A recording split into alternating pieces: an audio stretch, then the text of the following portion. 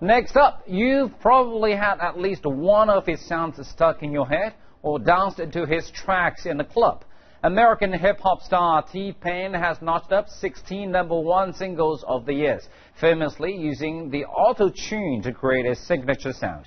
The star brought his infectious party music to Beijing last Friday, and our host, Raquel Olsen, sat down with him to talk about his 2-year break, his comeback, and chopping off his iconic hair.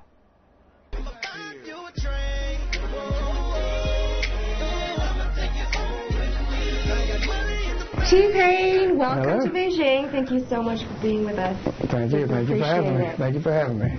Well, first and foremost, Happy New Year. Yeah. Happy New Year to you as well. It's good. How did you celebrate this year? I slept. Really? I slept real good. Where were you? In the States? Yeah, I was at home with my wife and kids. And had everybody in the room with me, just chilling. Yep. Breaking New Year's in. I went and fired up a couple of fireworks. In the streets? Yeah, shot some guns and got right back in the bed. Very normal. Yeah, okay. Right back in the bed with it. So do you have any New Year's resolutions? I don't. I would like to not be as fat, but you know. Okay. I think that's everybody's resolution, but. Do you tend to stick to your resolutions? No. I mean, No, I said this the middle of the year last year, so. Well, first, I mean, straight off the bat, you look different. You have this kind of fresh, clean-cut look now, and you obviously chopped off your famous dreadlocks. It was a change. You have to embrace change, and I think that was the biggest thing that I could have changed about my life. And you know, I get a lot of messages, and you know, just from the universe in itself to sacrifice something as something I love as much as my hair.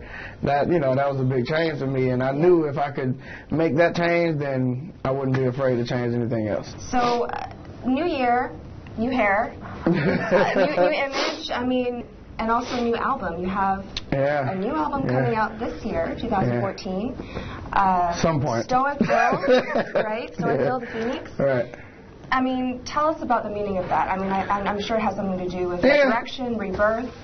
Yeah. The Stoicville part basically is a town I created that is basically a metaphor for my happy place. So it's a place where I can go that I can be myself. I can change if I want. I can do what I want. Nobody's judging me for anything. But the Phoenix is.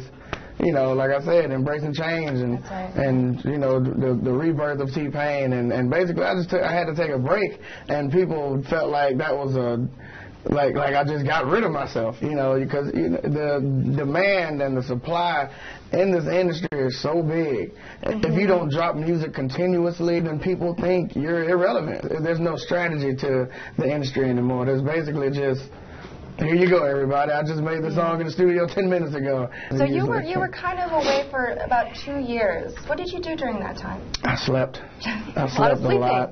On New Year's. Yeah, I try to sleep as much as I can, because if I'm not sleeping, I'm working. And basically, I went the first 6 years of my career nonstop. And it wasn't just me. You got to think, I've been on more than 60 other songs other than my own. So, I think I ran myself tired. Now you're back in the game. How does it feel? I mean, you have a hit single now with B.O.B., Up Down. Yeah. Everyone loves it. How does it feel? It's relieving. Just in the last month or so, I've released 5 songs, and everybody's receiving it well. Everybody's saying T-Pain is back. So what kind of collaborations can we expect on this? I haven't done any collaborations, actually. B.O.B. was actually the one collaboration I was looking forward to, because we haven't done anything. And,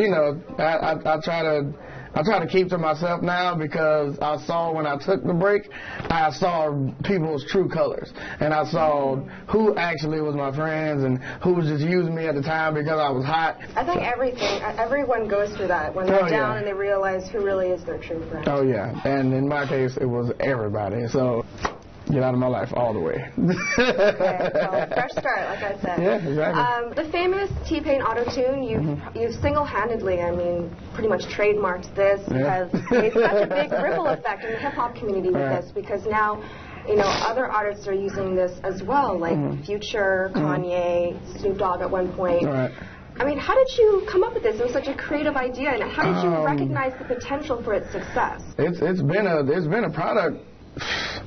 years and years and years before I even had a career. So, you know, the fact that nobody was really using it was kind of, you know, rocking to me. But it was being used, but it was being used correctly. Yeah, I actually I used it incorrectly. So, you know, the fact that nobody was willing to take that chance or step outside the box or, you know what I'm saying, just do something different. And to use it as a style, though. Because it's just one knob. You turn one knob up all the way. Like, there you go. You got AutoTunes. But I heard it on, I think Jennifer Lopez did it once, like in like 2 seconds of one of her songs. And it clicked. I was like, man, I got to find this thing. I got to find it. And I found it, and here we are today.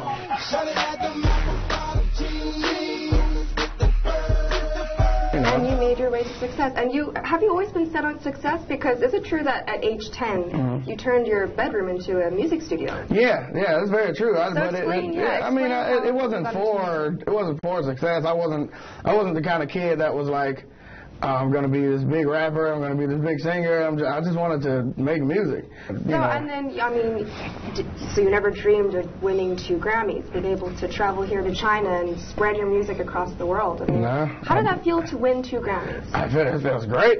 It feels great. I don't think if there's any better musical accomplishment, then I'll be glad to go for it now.